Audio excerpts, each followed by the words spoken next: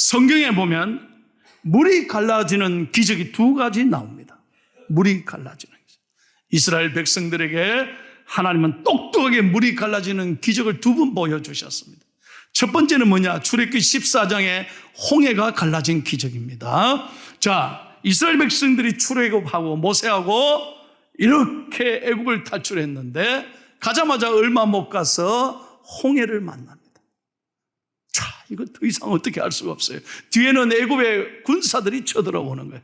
앞에는 홍해, 뒤에는 애굽 군사들. 이게 이러지도 못하고 저러지도 못하고 진퇴양난인 거예요. 그때 여러분 어떻게 했습니까? 하나님은 모세를 통하여 놀라운 기적을 베풀어 주셨습니다. 홍해 바다가 갈라지는 거예요. 그래서 수많은 사람들이 그 바다를 건너갔던 기적을 여러분 잘 아실 것입니다. 그런데 오늘 본문이 두 번째 기적인 거예요. 두 번째 기적은 바로 요단강이 갈라지는 기적입니다.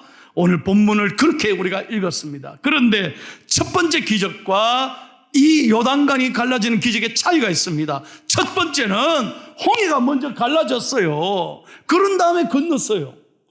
와우, 바다가 갈라졌네. 그러고 건넜어요. 두 번째는 달라요. 요단강은 어떻게 갈라졌냐? 먼저 하나님이 믿음으로 순종하고 믿음으로 발을 내디더라. 갈라진 다음에 걸어간 게 아니라는 거예요. 믿음으로 아멘하고 순종하고 제사장들이 요단강에 발을 내디드니까 갈라지게 됐다는 거예요. 그러니까 첫 번째 케이스하고 두 번째 케이스는 다른 거예요. 다시 말하면 하나님은 언제나 순종하는 사람에게 놀라운 역사가 일어난다는 거예요. 오늘 말씀을 준비하면서 여러분에게 정말 부탁하고 싶습니다. 우리는 이렇게 생각하잖아요. 하나님 보여주면 나 믿을게요. 언제나 우리는 보여주면 믿을게. 하나님 요거 좀 풀리면, 요거 잘 되면, 내가 돈 좀 벌면, 내가 이 몸이 아픈데 나으면 제가 믿겠습니다. 이게 아니라는 거예요. 정말 하나님이 원하시는 믿으면, 네가 먼저 믿으면 하나님의 영광을 보리라, 그거예요. 길이 열리면 순종하는 게 아닙니다. 제가 늘 강조하잖아요. 길이 열리면 순종하는 것이 아니라 순종하면 길이 열리게 되는 것입니다. 그래서 하나님은 순종의 사람을 기뻐하시고 믿음의 사람을 축복해 주시는 것입니다. 자, 이스라엘 백성들이 광야 40년을 지났습니다. 이제 가나안 땅에 들어가야 되는데 필수적으로 건너가야 될 게 요단강이라는 거예요. 자, 그 당시에 이 요단강을 건널 때는 사람들이 장정만 60만 명이에요. 그러니까 남녀, 할아버지, 할머니, 애들까지 다 합하면 수백만이 되겠죠. 여러분 한번 생각해 보세요. 이 수백만의 사람들과 가축들, 짐승들과 함께 이 요단강을 어떻게 무사히 건너갑니까? 한두 명도 아니고. 그런데 이때가 바로 성경에 보면 니산월이라고 그랬어요. 니산월은 우리나라로 몇 월에 해당되느냐? 3, 4월에 해당돼요. 3, 4월에는 이스라엘에는 바로 늦은 비가 쏟아지는 계절입니다. 그러니까 그때는 비가 많이 오는 거예요. 그리고 헤르몬산에 눈이 녹아서 내려서 그 눈들이 흘러서 이 강물에 합류하기 때문에 보통 요단강은 길이가 30m, 강폭의 길이가. 깊이가 1m인데 이 니산 올 때는 깊이가 3m, 4m 됩니다. 여러분 한번 생각해 보세요. 깊이가 3, 4m 되는 물이 찬 그곳을 어떻게 수백만이 걸어갈 수 있겠냐는 거예요. 그런데 하나님께서 오늘 여호수아에게 이렇게 말씀하지 않습니까? 자, 14절 말씀입니다. 하나님의 명령입니다. 시작. 백성이 요단을 건너려고 자기들의 장막을 떠날 때에 제사장들은 언약궤를 메고 백성 앞에서 나아가니라. 아멘. 하나님이 요구하신 것 딱 한 가지입니다.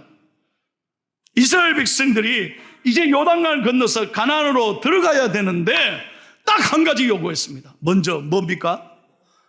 제사장들이 언약궤를 메고 요단에 먼저 들어가서라. 여러분 한번 생각해 보세요. 아니, 언약궤는 왜 맵니까? 지금 먼저 들어가서 무슨 일이 있으면 어떻게 합니까? 그런데 놀라운 것은 여호수아가 명령을 하자마자 어느 누구도 한 사람도 불평하지 않습니다. 왜 이런 말씀합니까? 도대체 어떻게 하라고? So what? 백성들이 따지지도 않고 묻지도 않습니다. 이게 얼마나 귀한 말씀인지 몰라요. 여러분, 결론적으로 여러분에게 말씀합니다. 하나님은 놀랍게 순종하는 사람에게 기적의 역사를 베풀어 주신다는 것입니다. 자, 명령에 따라 제사장들이 언약궤를 메고 요단에 먼저 들어섰습니다. 순종했다는 거예요. 갈라지자 선 게 아니에요. 먼저 순종하고 언약궤를 메고 섰다는 거예요. 그럴 때 하나님이 어떻게 역사하셨습니까? 15절 16절 다 같이 읽겠습니다. 오늘 본문 잘 보세요. 시작. 요단이 곡식 거두는 시기에는 항상 언덕에 넘치더라. 궤를 맨 자들이 요단에 이르며 궤를 맨 제사장들의 발이 물가에 잠기자 곧 위에서부터 흘러내리던 물이 거쳐서 사드단에 가까운 매우 멀리 있는 아담 성읍 변두리에 일어나 한 곳에 쌓이고 아라바의 바다 여매로 향하여 흘러가는 물은 온전히 끊어지며 백성이 여리고 앞으로 바로 건널세. 아멘. 믿으시면 아멘 하십시다. 하나님이 요구한 건 딱 한 가지예요. 믿음, 순종이었습니다. 오늘 저와 여러분에게 주시는 메시지가 이거예요. 아들아 딸아, 여러분, 가나안이 우리가 앞으로 가야 될 천국입니다. 요단강은 이 세상입니다.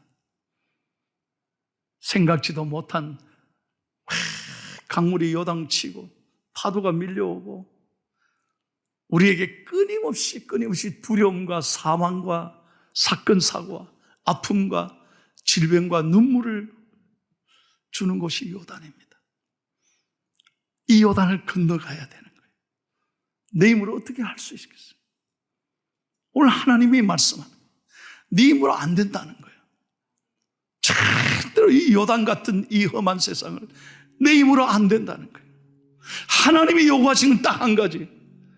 아들아 딸아, 순종해라는 거예요. 말씀 앞에 신뢰하라는 거예요. 하나님의 말씀을 내 작은 지식으로 내 머리로 계산하지 마시라.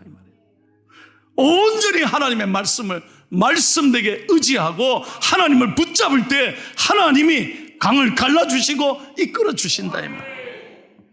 여러분 앞에 어떤 장애물이 있습니까? 오늘 1, 2부에 많은 분들이 말씀에 은혜 받고 저한테 와서 그래요. 목사님, 내가 잘 건너가겠습니다. 화이팅! 할렐루야! 오늘 미국으로 가는 자녀들도 있었어요. 기도받고 저한테 그래요. 목사님, 내가 하나님 의지하고 가겠습니다. 아멘. 그렇죠. 내 혼자 가는 게 아니에요. 내 혼자 가면 외롭고 힘들고 정말 힘든 세상이죠. 주님 말씀 붙잡고 나아가면, 주님 순종하면 주님께서 내 길을 이끌어 주실 줄 믿습니다. 여러분에게 묻고 싶습니다.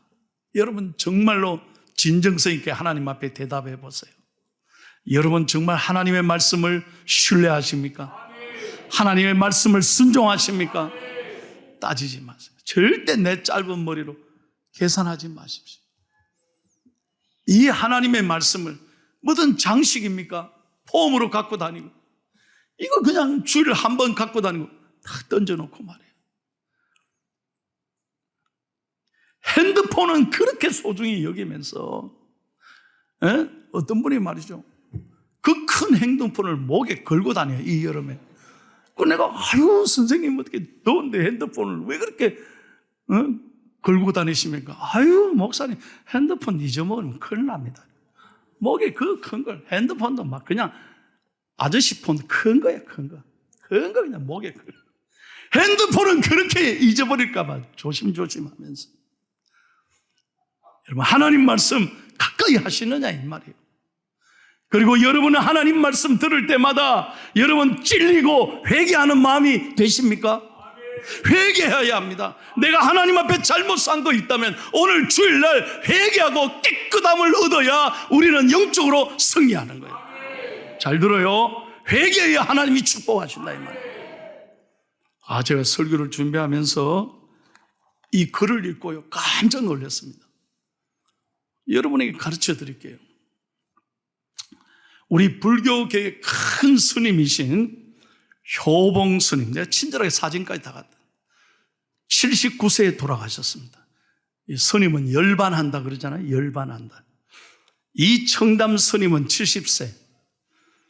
성철 스님 많이 들었죠? 82세. 법정 스님은 79세에 돌아가셨습니다. 여러분, 지금까지 제가 뭔 얘기하는 거예요? 90세 넘긴 분이 없습니다. 자, 우리 개신교 목사님들 제가 소개. 물론 빨리 돌아가신 분도 있죠. 잘 봐요. 영락교회 한경직 목사님 99세. 영등포교회 방지일 목사님 104세입니다.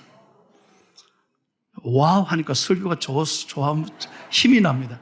충영교회 김창인 목사님 96세. 경동교회 강원영 목사님 90세. 모두 90세를 넘기셨습니다. 평균 수명이 20년 차이 나더라는 거예요. 나 깜짝 놀랐어요. 자, 여러분, 이 고성들, 이 훌륭한 스님들이 여러분 절은 얼마나 좋은 데 있습니까? 뭔 말인지 못 알아들었어요? 경치 좋은 곳에 다 절이 있잖아요. 그 절은 얼마나 공기가 깨끗합니까? 그 맑은 물, 새소리, 맞으면 맞다고 좀 해줬어요. 그 무공의 나물, 그렇지, 나물. 잡수 쉬는 게 그냥 당뇨도 없어. 그런데 왜 이렇게 일찍 돌아가시냐 이 말이에요. 난 깜짝 놀랐어요. 그러면 목사님들은 이 세상 속에 삽니다. 저도 목사지만 목사들은 스트레스가 많습니다. 새벽 기도도 해야 되지. 온갖 교인들이 왔어요. 별별 얘기 다 합니다. 교인 10이면 10소리 있어요. 죄송합니다. 100이면 100소리. 저도 설계 빠진 놈입니다. 너무 스트레스 받아가 설계 빠져. 이게 보통 스트레스가 아니에요. 이 세상 속에 아니 절에 있는 저 좋은 공기, 좋은 음식 잡수시는 양반들은 왜 일찍 가느냐 이 말이에요. 왜 스트레스 많은 이 세상에 있는 교회 목사님들은 왜 이렇게 오래 사셨냐? 그 비밀을 가르쳐 드립니다. 내 얘기가 아닙니다. 내 얘기하면은 여러분들은 목사님이니까 그렇지 않지만 제가 성철 스님의 얘기를 하겠습니다. 1993년 11월 9일 조선일보에 성철 스님이 돌아가시면서 한 얘기예요. 잘 봐요. 왜 그들이 오래 못 살았느냐? 잘 봐요. 내 인생을 잘못 선택했다. 나는 지옥에 간다. 내 죄는 산보다 높고 바다보다 깊은데 내 어찌 감당하랴. 내가 80년 동안 포교한 것이 헛것이로다. 우리는 구원이 없다. 여러분, 이게 귀한 거예요. 우리는 구원이 없다. 죄값을 해결할 자가 없기 때문이다. 믿으시면 아멘 하십시오.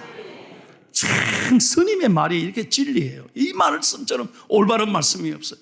여러분, 절에는 끊임없이 수행하고 끊임없이 내가 부처가 되기 위해 돌을 닦지만 내 죄를 해결할 곳이 없다는 거예요. 이걸 알아야 돼. 이걸 알아야.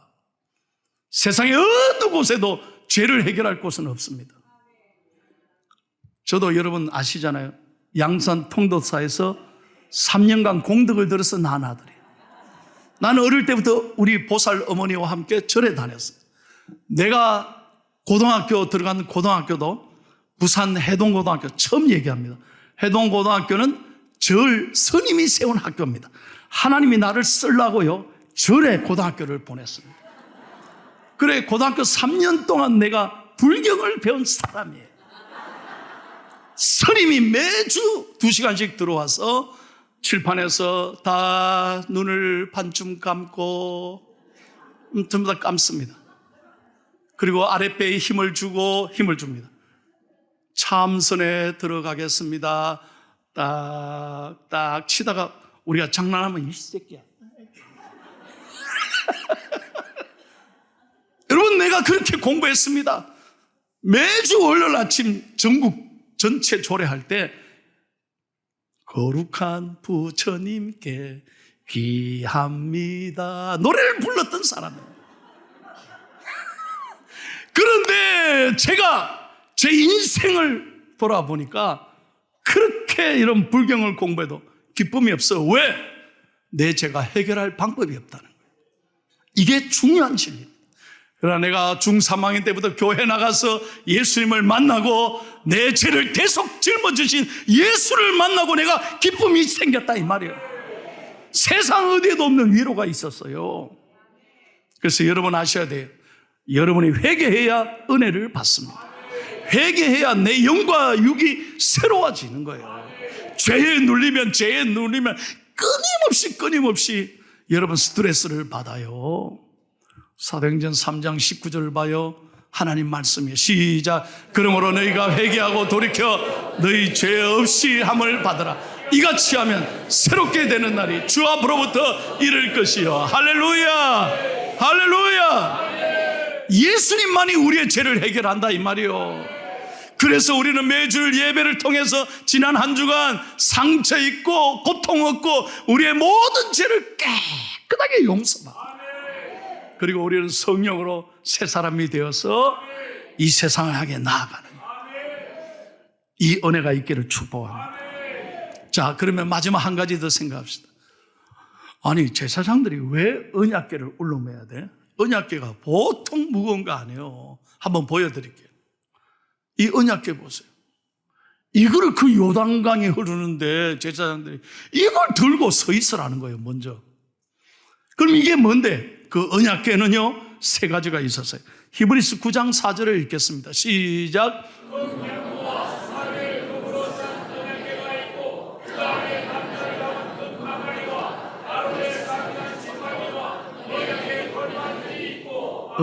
언약궤는 세 가지가 있어요. 첫째, 이스라엘 출애굽했을 때 이스라엘을 이끌었던 아론의 지팡이.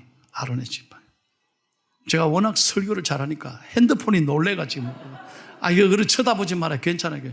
아론의 지팡이. 두 번째는 만나. 우리에게 일용할 양식을 주시는 하나님의 양식. 세 번째는 십계명을 새긴 두 돌판. 이게 뭡니까? 하나님의 임재를 상징한다는 거예요. 잘 들어요. 이 세상은 요단강이에요. 왜 하나님이 요단강을 건너는데 왜 언약궤를 메고 서라고 했습니까? 하나님이 부족했습니까? 하나님 말씀 한마디면 요단강 쫙 가르는데 왜 언약궤를 짊어지라고 했겠어요? 이걸 알아야 된다는 거예요. 언약궤는 하나님의 임재를 상징해요. 예수님을 상징한다 이거예요. 우리의 길이요 진리요 생명이요 우리의 소망이신 예수님을 붙잡을 때 요단강이 갈라지는 거예요.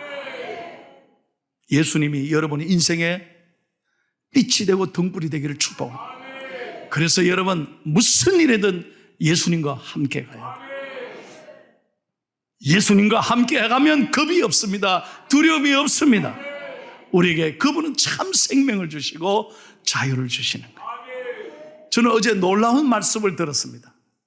평생 호스피스 환자들, 암 말기 환자들, 이제 죽음이 가까운 환자들 아닙니까? 그분들을 전도하고 사역하는 목사님 얘기를 들었습니다. 여러분, 그분들을 어떻게 전도하느냐? 그중에 예수 안 믿는 사람도 많을 거 아니에요. 딱 이렇게 묻는다고 합니다. 여러분 잘 들으세요. 그리고 여러분들이 이거 꼭 새기고 실천하십시오. 여러분 안 믿는 부모님들에게 꼭 이렇게 전하면 됩니다. 선생님 이제 떠나는 길인데 누구와 함께 가시고 싶습니까? 예? 따라갈 사람이 있습니까? 묻는다는 거예요. 여러분 우리 마지막 길에 따라갈 사람이 있습니까? 죄송합니다. 아무리 옆에 내 부부가 앉아있어도 못 따라갑니다. 그 길은 안 됩니다. 아무리 사랑하는 자식들도 같이는 못 갑니다. 혼자 가는 거예요. 누가 따라갈 수 있습니까? 마지막 가는 길은 혼자 가는 거 아닙니까? 여러분이 아끼는 돈, 명예, 그 자리, 그 여러분들이 생각하는 그 무엇도 여러분 놓고 가야지 가져갈 수 있습니까? 지난주에도 저는 장례를 치렀습니다. 제가 늘 설교합니다. 우리가 입는 마지막 수에는 It's no pocket. 주머니가 없습니다. 다 놓고 가는. 인생은 빈손으로 왔다 빈손으로 가는 거예요. 그래서 그분께 묻습니다. 누구랑 같이 가고 싶습니까? 같이 갈 분이 있습니까? 없습니다. 그래, 그게 인생이에요. 그러나 선생님 기억하십시오. 마지막 천국까지 꼭 함께 가시는 분 딱 한 분이 계십니다. 그분이 예수님이십니다. 그럴 때 그분들 환자들이 운다는 거예요. 너무 암으로 고통받는데 홀로 이렇게 가슴 아픈 인생을. 예수님 믿으십시오. 그분이 죽은 마지막까지 당신과 함께 할 것입니다. 그 메시지를 듣고 그분이 마지막에 영접하시고 세례받고 천국 가신다. 여러분 사랑하는 부모님들 홀로 떠나보내면 되겠습니까? 예수 안 믿고 지옥에 보내는 게 그게 효가 아닙니다. 꼭 여러분 사랑하는 가족들 평생이 마지막 가는 길, 여러분 예수님을 만나고 예수님을 의지하고 가나안 땅 저 천국에 기쁨으로 가는 여러분의 가족들 되시기를 축복합니다. 우리는 영혼을 사랑해야 돼요. 이 세상의 물질 눈에 보이는 거 아무것도 아닌데 뭐 그것 때문에 그렇게 짧은 인생을 그렇게 그것 때문에 목을 메고 그 때문에 가슴 아파 그렇게 살아서는 안 된다는 거예요. 오늘 사랑하는 성도 여러분, 교회 잘 나오셨습니다. 여러분 이 험한 요단강 물길을 어떻게 건너갈 수 있느냐? 다시 한번 말씀드려요. 죄가 가득 차고 파도치는 이 세상, 두려운 세상 어떻게 하면 이길 수 있겠습니까? 언약궤 되신 우리 예수 그리스도와 함께 믿음으로 순종하고 나갈 때 하나님이 강을 가르게 하시고 마른 땅이 되게 하신 것처럼 우리 인생을 가나안 땅으로 천국으로 이끌어 가실 줄로 믿습니다. 주님과 함께 걸어가십시오. 주님 앞에 순종하십시오. 여러분이 복된 인생 될 줄로 믿습니다. 오늘 말씀으로 기쁨이 충만하기를 바랍니다. 이래 놓고 나가시면서 인상 쓰면 안 돼요. 정말 여러분 순종하고 기뻐하십시오. 이래 놓고 집에 가면서 한판 싸우면 소용없어요. 차 안에서 절대 싸우지도 말고 여러분 집에 가셔서 어떤 경우에도 스트레스 말고 자, 나는 기뻐하겠다. 감사하리라. 나는 순종하리라. 아멘 할 때까지 우리 집이 잘 되리라. 참 자녀들 보면 속상하지만 축복하십시오. 축복. 하나님이 너를 잘 되게 해주시고 여러분 순종해봐요. 순종해봐요. 생각이 달라진다는 거예요. 그렇게 순종하고 기뻐하면 오늘 저녁 식사는 억수로 맛있는 거예요. 이렇게 은혜 받고도 마음이 투덜투덜하고 상처에 갇혀 있으면 10몇만짜리 뷔페를 먹어도 맛이 없어. 그러나 1,000원짜리 우리 포항 중앙의 식당에 오면 1,000원짜리 먹어도 감사해요. 물에 밥 말아 먹어도 최고예요. 나도 배고파서 설교 이만할게. 할렐루야. 아니 제가 고백해요. 저는 많이 다니지 않습니까? 서울에 17만 5천 원짜리 뷔페를 먹어도 맛이 없더라고요. 근데 우리 교회 1,000원짜리 먹으니까 최고야. 은혜 받고 내가 사랑이 넘쳐 기쁨이 넘치니까 물에 밥을 먹고 밥에 물에 먹어도 맛있는 거예요.